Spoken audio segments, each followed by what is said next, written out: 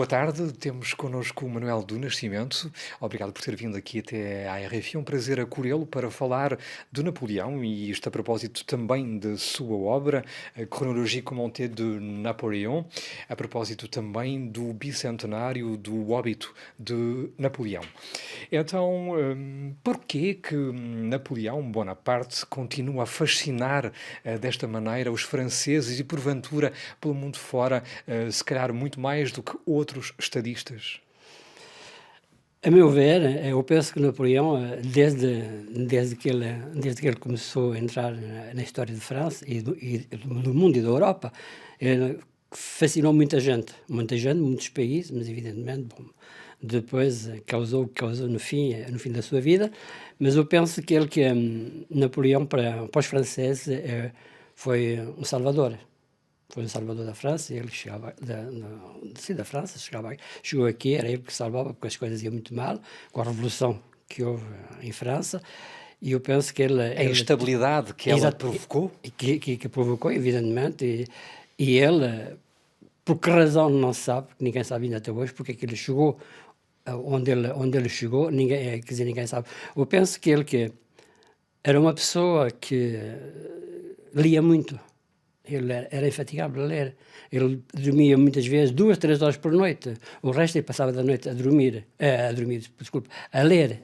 Evidentemente que ele lia muito. E eu penso que isso deu-lhe muito impulso quando falava quando ele chegou a imperador, quando falou com os generais, essa coisa toda. Eu penso que isso deu muita vontade e muita confiança a um homem que conhecia muitas coisas. Conhecia pela leitura. Ele lia muito precisamente porque era uma pessoa cheia de complexos. E você dilo bastante bem. Ele tinha um complexo por ter um sotaque da Córcega bastante carregado, um grande complexo em relação à sua aparência física, que seria algo ingrata. Só tardiamente é que se vai casar e depois pronto, acaba por se divorciar porque... Foi um casamento arranjado. Efetivamente, ele sabia que, pronto, não lhe estavam a ser fiel, vamos ser brandos na terminologia, não é? Mas ao fim e ao cabo, você dilo, ele chegou a ter pensamentos suicidas quando era jovem, portanto, era uma pessoa que na sua juventude estava cheia de complexos. Ora, com tantas fraquezas, acaba por se tornar num déspota e no homem mais poderoso da altura. Mais poderoso, exatamente, que seja em França, que seja na Europa, ele foi o mais poderoso, isso não há dúvida nenhuma, e ninguém pode negar hoje. Chegou a um ponto que ele era o senhor do mundo, ou queria ser o senhor do mundo, mas obcecado pelo Egito, nomeadamente, ele fazia questão em ir para o Egito, em Egito civilização, e pronto, não é por acaso que temos na Praça da Concórdia, Place de la Concorde, efetivamente um obelisco que vem do Luxor. Então, é uma pessoa que tratava mal muita gente, mandou o Papa para a prisão, não é? Sim, mandou o Papa para a prisão, como para mim, quando eu comecei a ler os livros sobre Napoleão, que vi que foi um imperador que mandou um Papa para a prisão, coisa que eu nunca tinha visto ou lido em nenhum país, e mesmo no mundo, que seja rei, que seja presidente ou imperador, ninguém teve essa coragem. Ele fez porquê? Porque estava a contradizer as ideias de Napoleão. Evidentemente, Napoleão era alguém que praticamente não escutava ninguém, só ele que só escutava o que ele tinha decidido, o que ele pensava, e tudo isso acabou por dar mau resultado no fim, como, por exemplo, quando ele pensou ir invadir Portugal, por exemplo, que não era uma ideia dele, já era uma ideia muito antiga, como, por exemplo, invadir o Egito foi a mesma coisa. Era uma ideia muito antiga, já que ele tinha lido nos livros. É preciso que as pessoas saibam isso. Mas quando ele tentou queria invadir Portugal, bom, para já enganou o rei espanhol, porque ele disse que ia partilhar o Portugal em 3 partidas, mas que no fim de contas tudo isso na ideia, foi uma ideia falsa, porque era só para ter a passagem para chegar até Portugal. As invasões, uma passagem livre, que era isso que ele precisava. De maneira que isso... Vamos então precisamente chegar às invasões napoleónicas. Você escreveu um outro livro, nomeadamente sobre os 200 anos da terceira invasão, foram 3, que de facto Napoleão levou a cabo. Ele nunca foi a Portugal, esteve em Espanha, mas não chegou a ir a Portugal, mas mandou as suas tropas que estiveram em Portugal, que ocuparam. e que não foram propriamente bem recebidas, não é? Depois, obviamente que a aliança com os ingleses terá sido determinante para que, mais o descontentamento popular, os franceses fossem escorraçados e voltassem então para este lado dos Pirineus. Ao fim e ao cabo, tem-se a noção de que estas invasões napoleónicas em Portugal são pouco conhecidas, pelo menos aqui em França. No entanto, o Sr. Dilo, também no seu livro, o próprio Napoleão Bonaparte tinha noção de que foi o azar que teve com os seus planos relativamente à Península Ibérica, quem diz Península Ibérica diz Espanha, mas também Portugal, que estariam na origem da sua queda. Sim, há uma, quando ele esteve em Santa Helena, ele diz bem que, por enquanto, para ele, por Napoleão, disse: só tive alguém que me enganou, foi o príncipe de Portugal. Foi o único que me enganou, quer dizer, que ele verdadeiramente não esperava do que acontecesse, mas Napoleão, ele estava ao corrente que alguém lhe tinha dito, do governo francês, que lhe disse: atacar Portugal é atacar alguém que é da sua pátria. Os portugueses são patriotas. Eles não se vão deixar levar por ideias que não sabem. Depois, ele teve sorte porque a primeira invasão ele conseguiu ir até Lisboa. Porque é que ele conseguiu ir até Lisboa? Porque enganou a Espanha. Onde, quer dizer, que ia partilhar Portugal em 3 partidos. Uma parte era para o príncipe Para da já ele paz. precisou da logística de Espanha, ele precisava de atravessar a Espanha Exatamente. para invadir Portugal. Exatamente. Não é? E ele foi por causa disso que ele fez a Convenção de Fontainebleau. Em 1800, já não me lembro, ele fez a convenção onde havia justamente essa parte. A ideia era dividir Portugal em 3 partes, uma parte para os franceses, uma parte para os espanhóis, por aí. Exatamente, uma parte para o príncipe que é hoje o primeiro-ministro de um país. E de maneira que ele conseguiu ir até Lisboa nessa mentira que pregou aos espanhóis. Foi por causa disso que depois, na segunda e na terceira, ele tentou ir por outros lados, porque já não podia ir para o mesmo sítio, já tinha que atravessar a Espanha com menos caminhos em Espanha, evidentemente, porque quando foi a primeira invasão, ele atravessou a Espanha praticamente toda para chegar até Lisboa. Depois ele começou a atacar o norte, evidentemente, a atacar o norte de Portugal, e já precisava de menos espaço em Espanha. E foi aí que, bom, a primeira invasão, bom, chegou até Lisboa, mas quer dizer, não foi muito longe. Mas tem que se dizer também que na base destas invasões esteve a política portuguesa relativamente à Inglaterra. Portugal não aceita o repto que lhe é lançado, não aceita o bloqueio continental, não vai fechar os seus portos às embarcações inglesas e Napoleão não estava habituado a que lhe desobedecessem. Exatamente, quer dizer, Napoleão, quando houvesse alguém que desobedecesse, ele tentava eliminá-lo. Foi o que aconteceu com o Código Civil. Todas as pessoas estavam contra o projeto do Código Civil chamado Código de Napoleão. Para mim, eu penso que é um erro, chama o Código de Napoleão, porque é o Código Civil francês. Todas as pessoas estavam contra o último projeto, ele eliminou essas pessoas todas. Foi por isso que ele foi à frente. De maneira que isso fazia com todos os generais que estavam contra ele, que não iam do que ele pensava ser o melhor. E acho que você também o diz muito bem, muitos deles, quando sabem que perdem as batalhas, preferem suicidar-se porque sabem que o castigo será terrível. Exatamente, ele não perdoava nada. Ele não perdoava nada, e é uma coisa que é um livro que é muito importante, que são as cartas que ele escreveu a Josefina, quando estava com a Josefina. E a esposa, portanto. A primeira esposa. Ele dizia muitas vezes: olha, hoje já ganhei mais três bandeiras. 3 bandeiras eram 3 batalhas. Quando ele dizia 3 bandeiras, eram 3 batalhas. E muitas vezes ele dizia: olha, só houve 5.000 franceses que morreram. Só houve 5.000, por exemplo. Eu digo um número até mais elevado. Já isso mostra bem o que era Napoleão. Para ele, morrer, que a vida humana valia muito pouco. Não valia nada. Nada. Ele sabia muito bem que, quando ele invadiu Portugal, que a pedido da Inglaterra, chamavam a Terra Queimada, a Terra Brûlée, quer dizer que, à medida que as forças francesas chegavam numa aldeia, numa cidade ou numa província, tinham essas pessoas, a população devia queimar tudo. que seja mantimentos para os animais, que seja cereais, que seja coisa, queimar tudo, que era para impedir que os franceses conseguissem avançar. Mas Napoleão sabia muito bem que era isso, mas ele não se importava que houvesse animais que morressem de fome, que houvesse homens que morressem de fome, não havia problema nenhum. Houve um grande problema quando eles chegaram a Coimbra, que foi um massacre.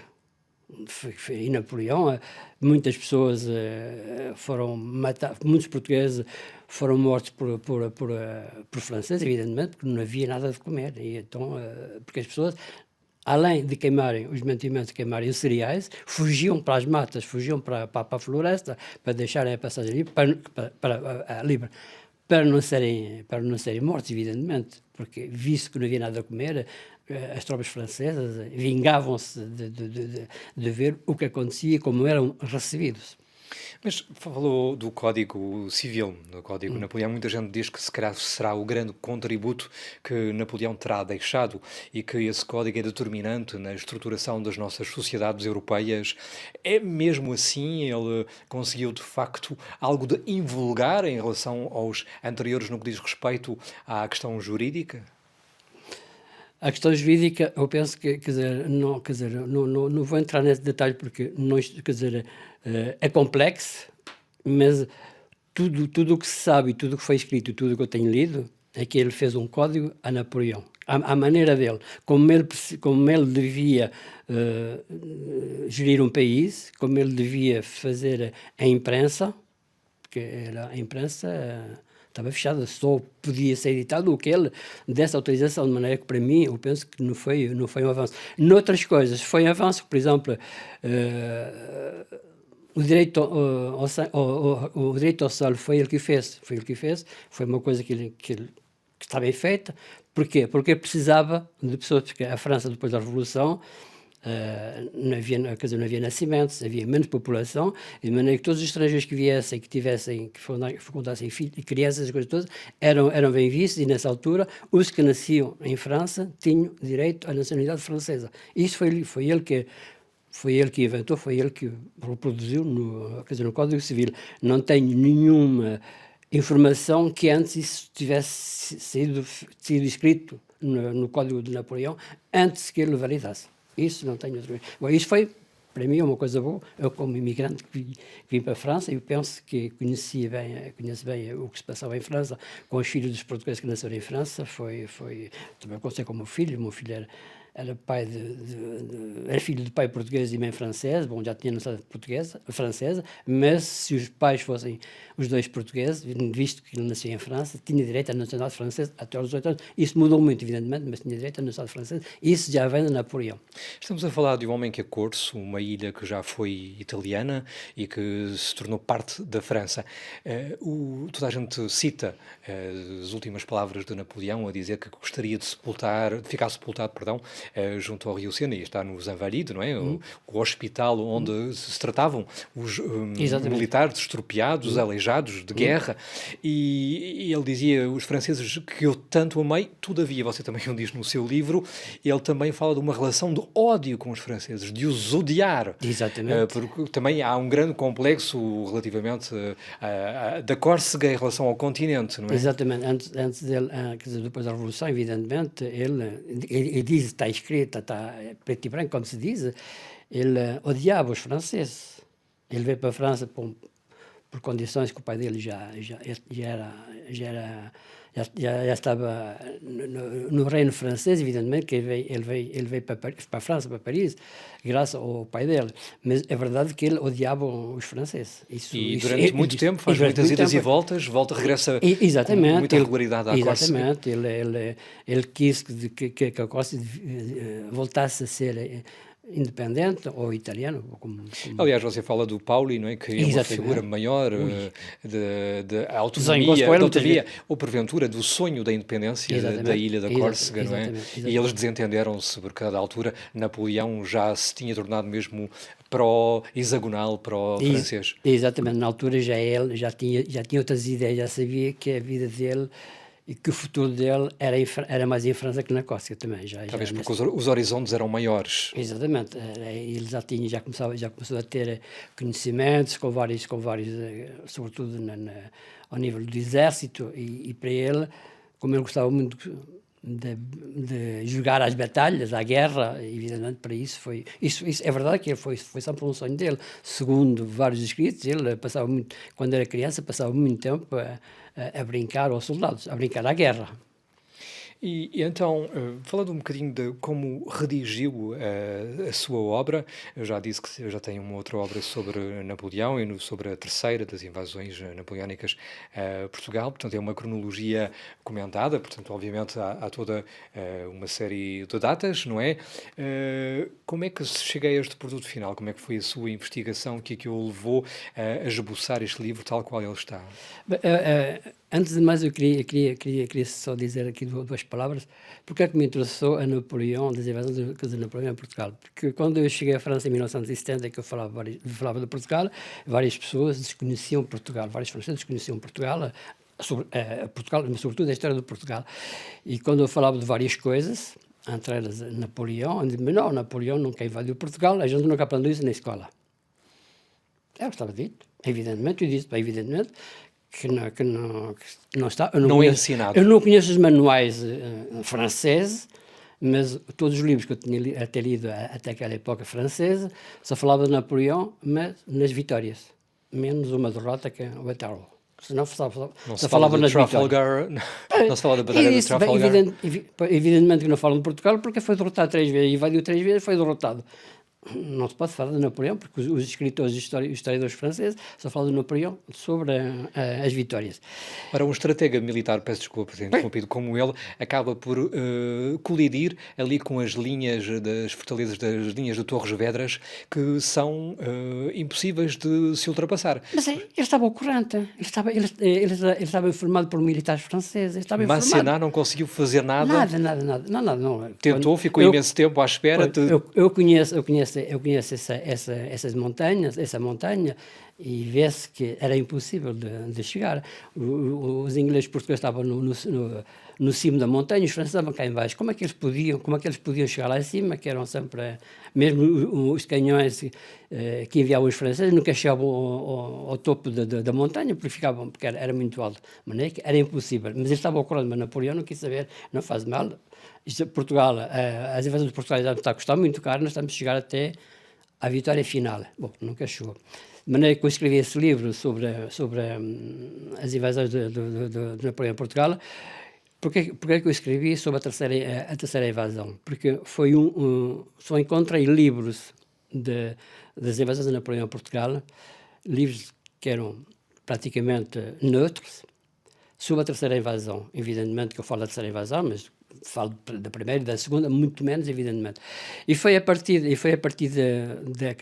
escrita do meu livro de Napoleão, das invasões de Napoleão, da terceira invasão de Napoleão, que eu comecei a fazer muitos apontamentos sobre Napoleão. Não podia escrever no livro que eu tinha escrito, não eram 800 ou 900 páginas, e só me interessava a terceira invasão de Napoleão, primeira e segunda, e de maneira que eu fui muito longe. Comecei a fazer muitos apontamentos e comecei a ter conhecimento de Napoleão de outra maneira que estava escrito nos livros de história francesa, de outra maneira que me ensinaram em Portugal o que era Napoleão, de outra maneira como os franceses me falavam de Napoleão.